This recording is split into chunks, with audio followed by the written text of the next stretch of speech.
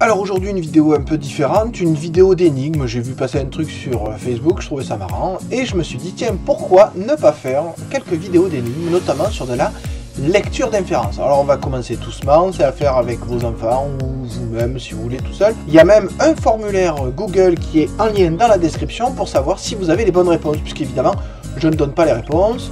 Vous pourrez ainsi recevoir votre note. Et pour mes élèves, je vais mettre un formulaire sur Pronote. Bon, il n'y a aucune obligation, hein, mais ça fait toujours une occupation à cette période de confinement. Allez, déjà, je vous explique ce que c'est que la lecture d'inférence. Alors, la lecture d'inférence, c'est le fait de trouver des informations dans un texte qui ne les montre pas de façon explicite. Alors, un petit exemple. Par exemple, si je vous dis...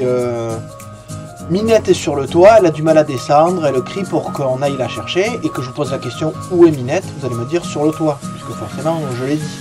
Donc là c'est de façon explicite, le texte explique où est-ce qu'on trouve le chat. Par contre si je vous dis Minette est perdue tout là-haut, elle marche sur les tuiles sans savoir comment descendre, j'ai été obligé de prendre l'échelle pour aller la chercher, franchement, elle n'est pas à droite.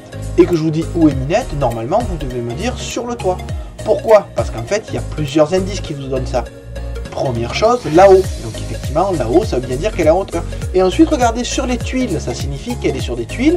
Tuile qui veut dire toit, donc elle est sur un toit. Donc vous voyez que là, vous pouvez trouver une information implicite, c'est-à-dire qui n'est pas dans le texte, mais qui quand même peut être retrouvée grâce à des indices ou des mots-clés qui sont donnés sur le toit. Donc là, je vais vous donner 10 phrases dans lesquelles il faudra trouver où est l'action ou de quoi il s'agit, alors que ce n'est pas précisé, c'est de façon implicite. Allez, bonne lecture d'inférence. L'un des joueurs est au sol, la jambe allongée sur le parquet. L'arbitre lève la main et donne un carton jaune à l'autre joueur qui est sous le panier. De quel sport s'agit-il? Il est pourtant gentil et fait de son mieux pour que je n'ai pas mal. Pourtant, quand il approche les instruments de ma bouche, je n'ai qu'une envie, c'est m'enfuir. Quel est son métier? Dominique a passé une semaine à la montagne au mois de février. Le mois suivant, elle est allée chez sa grand-mère à Paris. Pour le mois de juillet, sa tante l'a invitée à venir en Bretagne. En quel mois est-elle allée chez sa grand-mère? Elles sont souvent 4 autour de la table et je dois les réparer parce qu'elles sont un peu bancales.